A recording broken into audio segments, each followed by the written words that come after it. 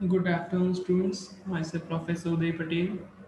Today we study about tracking system state estimation of power systems. Okay.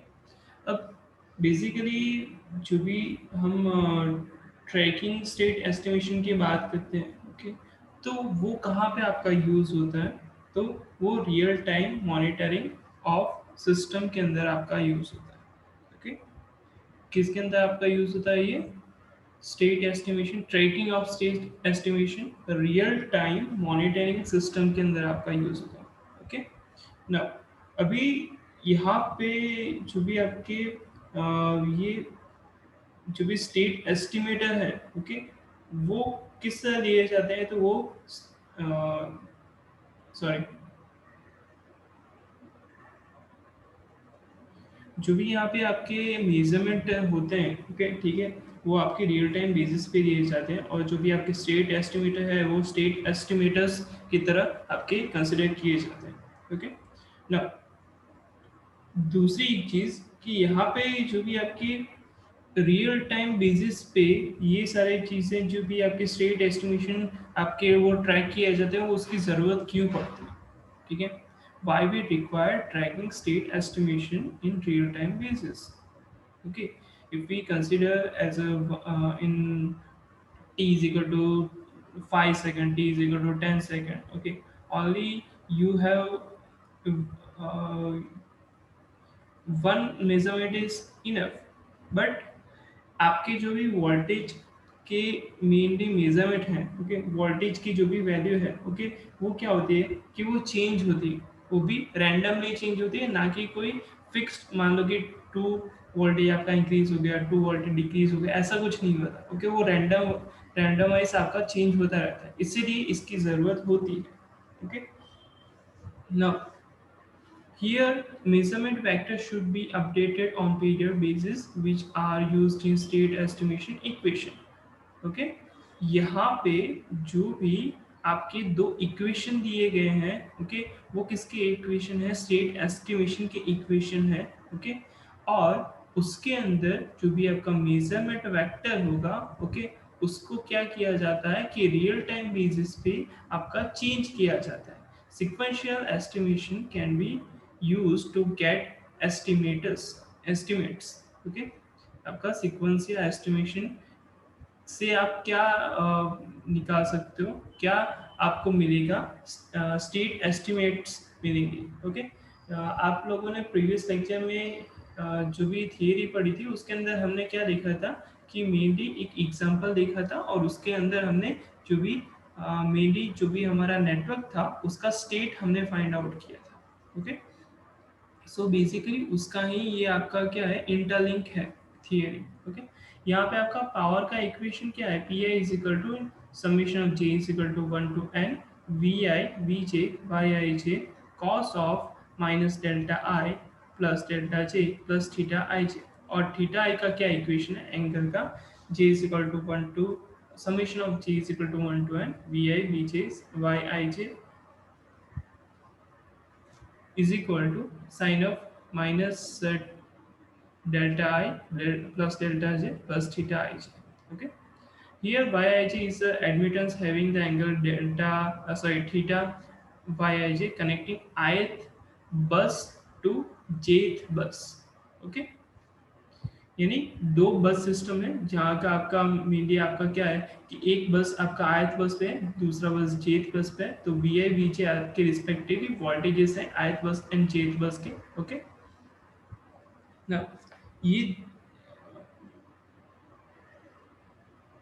अब next theory हम देखते हैं। Okay, some computation consideration. Okay, some computation consideration. Okay, first point हम पढ़ते हैं कि static state estimation and tracking state estimation. Static state estimation कौन सा वाला था कि जो हमने प्रीवियस थियरी पढ़ा?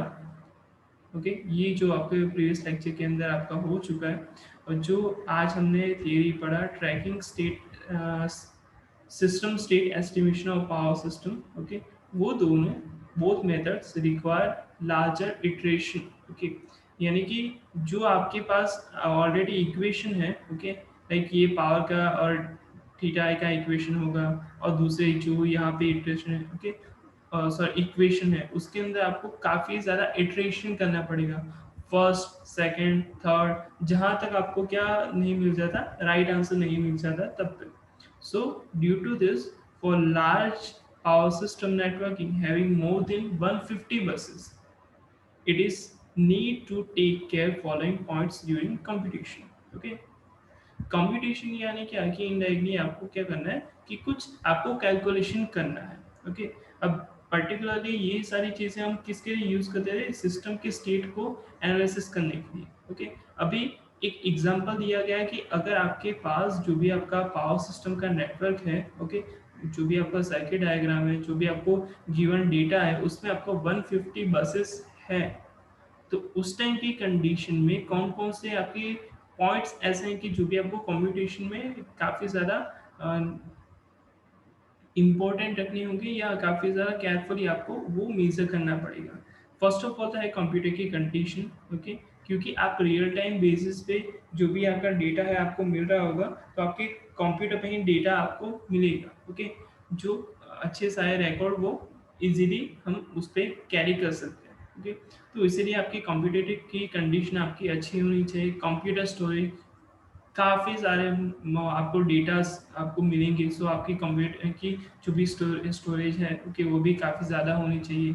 टाइम नीडेड, ओके, कि जो भी आपका टाइम होगा, ओके, डेटा ऐसा नहीं होगा कि आपको फ्रैक्शन सेकंड में आपको मिल जाएगा। ओके, उसका मेनली कंप्यूटेशन प्रोसेस होने के लिए, उसके ऊपर इटरेशन अप्लाई करने के लिए टाइम रिक्वायर्ड होगा। Problem of air conditioning. अब एयर कंडीशनिंग क्या है, it sometimes matrix inversion is not possible or it does not exist। okay, उसको ill conditioning बोलते हैं। तो ये सारी चीज़ों का आपको ध्यान पे रखना पड़ेगा। ओके, कुछ कुछ ऐसी कंप्यूटेशन के लिए। अब बात आती है कि external system equivalency. Okay, external system equivalency के अंदर आपका क्या है कि ये तीन टाइप्स हैं। Okay, for computation simplification, sometimes given system is segregated into three types of subsystem. Okay, they are internal system, second is boundary system, third is external system. Okay, internal system, first one contains only one bus. Okay, internal system contains only buses which we are interested, sorry, intern system में आपका क्या होगा कि उतने ही buses होंगी जिसको हमें क्या है कि हमारा इंटरेस्ट है कैलकुलेशन करने में, ये जो भी आपको उसके अंदर इट मेनली जो भी आपको वर्क है वो। ओके, आपके इंटरेस्टेड जो भी आपकी बसेस होंगी ना, उसका ही कंसिडरेशन इंटरनल सिस्टम में किया जाएगा। External system, okay, external system contains those buses which we are directly interested। Okay, कि आपका डायरेक्टली जो भी इंटरेस्ट होगा वो एक्सटर्नल बसेस में रखा जाएगा, सॉरी, एक्सटर्नल सिस्टम में। Buses which are linking internal and external subsystem taken as boundary system. Okay, तो ये आपके मेनली इंटरेस्टेड के जो भी बसेस होंगे वो इसके अंदर रखे जाएंगे। ओके, डायरेक्टली इंटरेस्टेड जो ये आपके बसेस है वो इसके अंदर रखे जाएंगे, और इन दोनों का जो भी मीडिएटर है उसको बाउंड्री सिस्टम बोला जाता है। Okay, this will reduce the original measurement equation resulting into less computation and time needed। okay, इससे होगा क्या कि आपको ये पता चलेगा कि इंटरनल सिस्टम में कौन से आपके बसेस हैं, एक्सटर्नल सिस्टम में कौन से आपके डायरेक्टली इंटरेस्टेड बसेस हैं, और उन दोनों का क्या है कि मेनली आपको यहाँ पे P1 एंड P2 आपकी पावर आपको मिल रही है। okay? यानी कि कम्युनिकेशन प्रोसेस कम करवाने के लिए, इजी आपकी मेथोडोलॉजी को करने के लिए ये आपकी एक्सटर्नल सिस्टम इक्विवेलेंसी का यूज किया जाता है। Okay, it is mainly used in mixed data simulation. और mix data situations. Treatment of bad data यानी क्या कि जिसके अंदर कुछ फॉल्ट हो, जिसके अंदर कुछ ना कुछ गलती हो, उसको आप बैड डेटा बोला जाए, बैड डेटा उसको आप बोल सकते हो।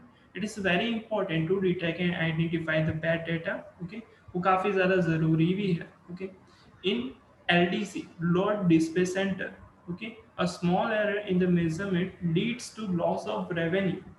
okay, ये काफ़ी इंपॉर्टेंट क्यों है वो समझो, क्योंकि अगर आप प्रैक्टिकल कंडीशन की बात करते हो तो आपकी बहुत ही कम स्मॉल एरर की वजह से भी आपका रेवेन्यू, जो भी आपकी मेनली कंपनी के अंदर आपका मेनली क्या होता है कि रेवेन्यू होता है आपकी प्रोडक्ट में, कुछ भी आपका एरर हो गया तो वो आपकी रेवेन्यू पे काफ़ी ज़्यादा इम्पैक्ट आपका हो सकता है, काफ़ी ज़्यादा लॉस हो सकता है।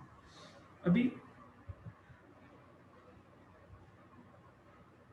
if faulty data used in vector delta y, it will give the inaccurate estimate of state. So it is need to have method which isolate or remove the faulty data from the measurement vector।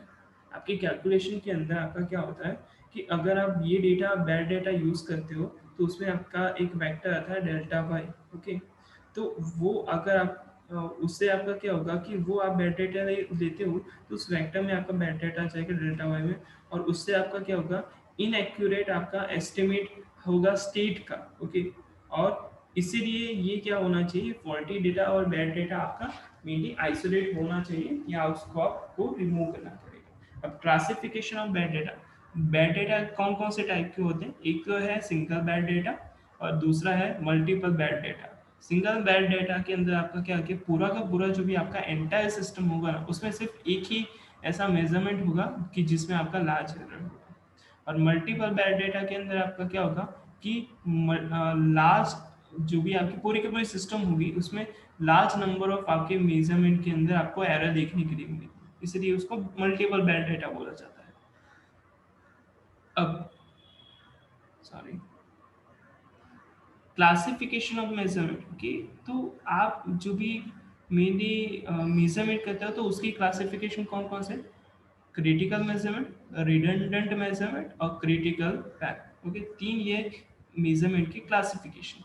First आपकी जो भी measurement की classification है वो क्या है, critical measurement. Critical measurement क्या होता है वो हम देखते हैं। It is the one of the measurement if it is removed from measurement data will result into unobservable system, critical measurement residue always be zero। okay, सो ये इसके ऊपर से आपको क्या पता चला कि ये काफ़ी ज़्यादा इम्पोर्टेंट है। ओके, यानी समझो आप एक सिस्टम है आपके पास, उसके लिए आप क्या क्या है आपने डिफरेंट डिफरेंट मेजरमेंट दिया। ओके, मल्टीपल सब आपके मेजरमेंट होते हैं, वोल्टेज का ले लो, पावर का ले लो, फ्रीक्वेंसी का ले लो, सिंक्रोनिज्म में सिस्टम है कि नहीं है वो ले लो। ओके, आपका रिएक्टिव पावर का मेजरमेंट ले लो, जितने भी आपके पावर सिस्टम के अंदर मेजरमेंट है वो कंसिडर कर लो। ओके, अब उसके अंदर क्या हुआ कि कुछ ऐसे मेजरमेंट हैं जिसको क्रिटिकल मेजरमेंट बोले जाते हैं। अगर उसको आप रिमूव कर देते हो किसी चीज़ किसी की वजह से, ओके, तो उस टाइम की कंडीशन में जो भी आपका सिस्टम होगा वो अनऑब्जर्वेबल रहेगा, उसको आप ऑब्जर्व ही नहीं कर सकते। ओके, इसीलिए उसको क्या बोला जाता है, क्रिटिकल मेजरमेंट बोला जाता है। दूसरा है redundant measurement. Okay, redundant measurement यानी क्या, it is a measurement which is not critical all redundant measurement have non-zero measurement residue। Okay, यानी ये क्रिटिकल मेजरमेंट नहीं है, उसको आप निकाल सकते हो। ओके, तीसरा है क्रिटिकल पैर।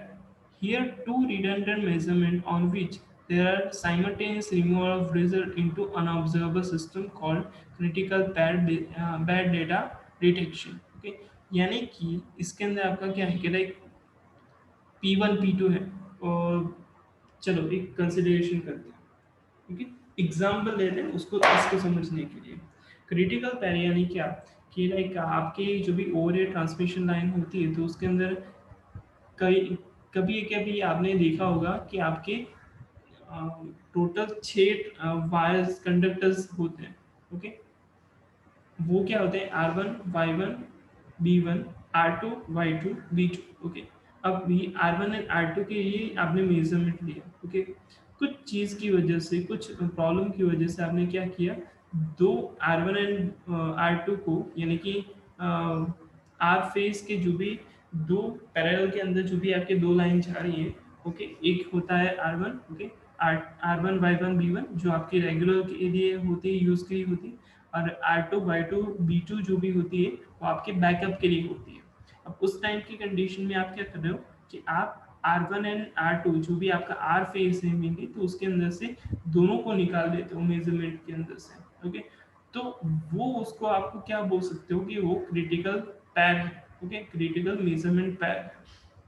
ओके, वो अगर आपने निकाल दिया तो आपका सिस्टम बैलेंस के अंदर है कि नहीं है वो आप नहीं पता लगा सकते, क्योंकि उसके लिए आपका कंपलसरी क्या चाहिए, आपको सभी के सभी आपके क्या चाहिए, R1 Y1 B1 R2 Y2 B2, छः के छः आपके मेजरमेंट आपको चाहिए होते हैं। ओके, उसके अंदर से दो भी आप निकाल देते हो, पैर निकाल देते हो, तो वो आपका सिस्टम कौन से स्टेट में है, सिंक्रोनस में है कि नहीं है, जितने भी आपको मेनली उसके ऊपर एनालिसिस करना है वो आप नहीं कर सकते।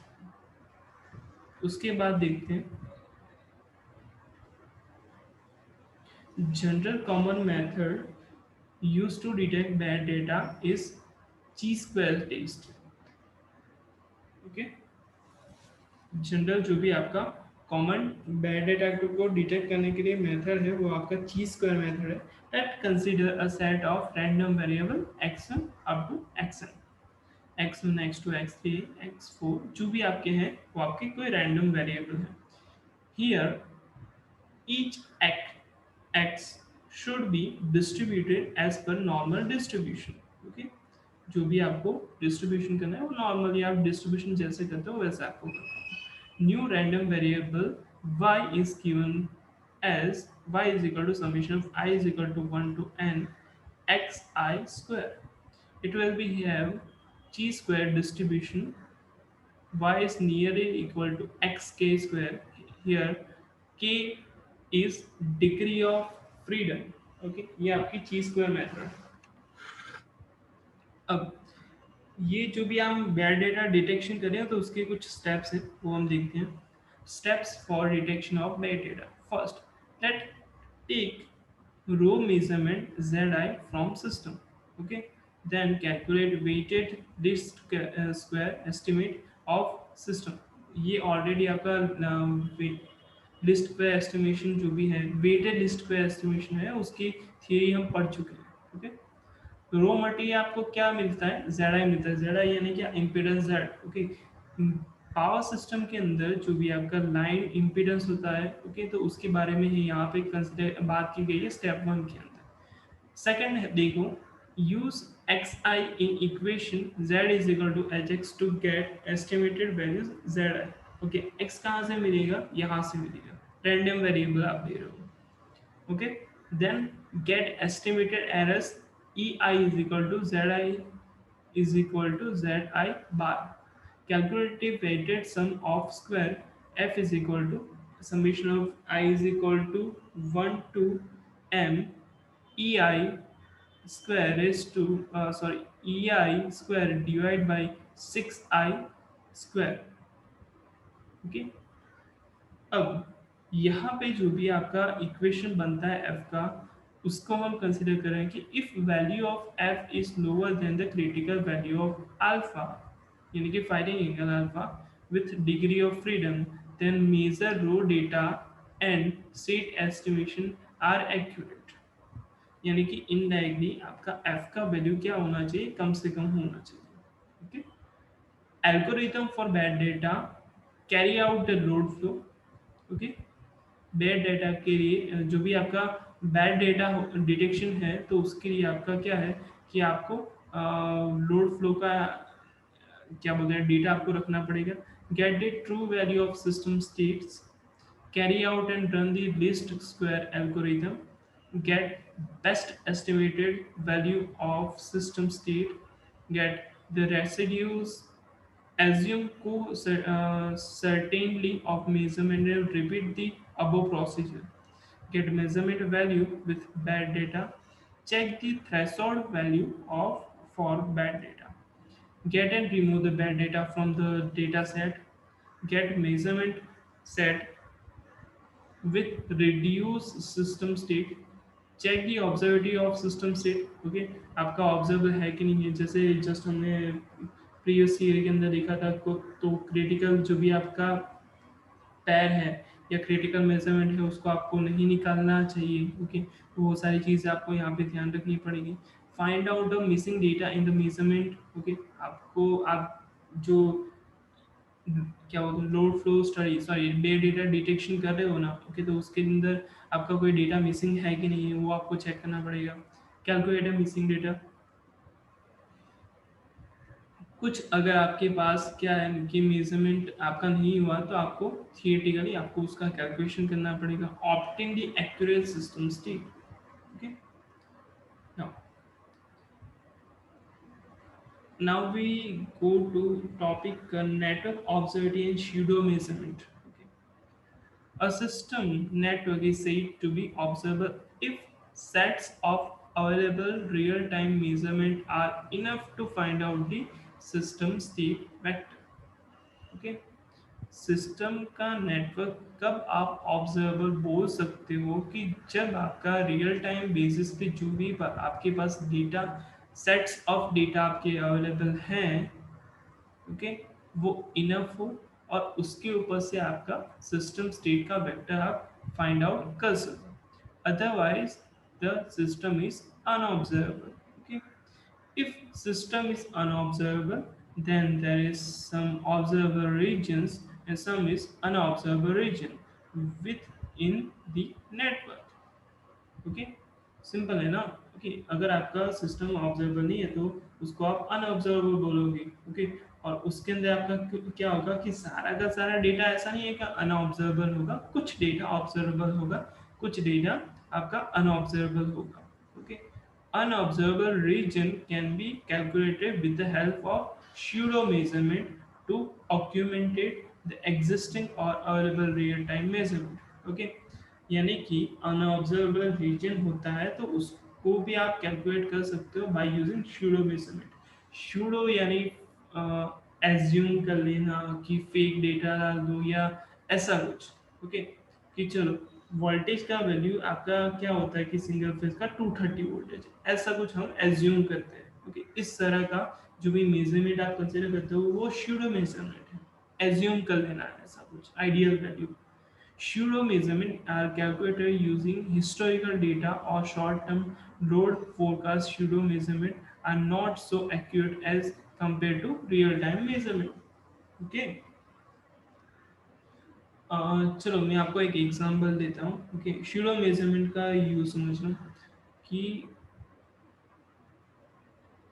आपका जो भी होम का घर का लोड है, ओके, उसके हिसाब से आपके घर पे आपका क्या बोलते हैं आपको एनर्जी दी जाती है, पावर दिया जाता है। ओके, आपकी इलेक्ट्रिसिटी को आपको यूज़ करना है उसकी वजह से।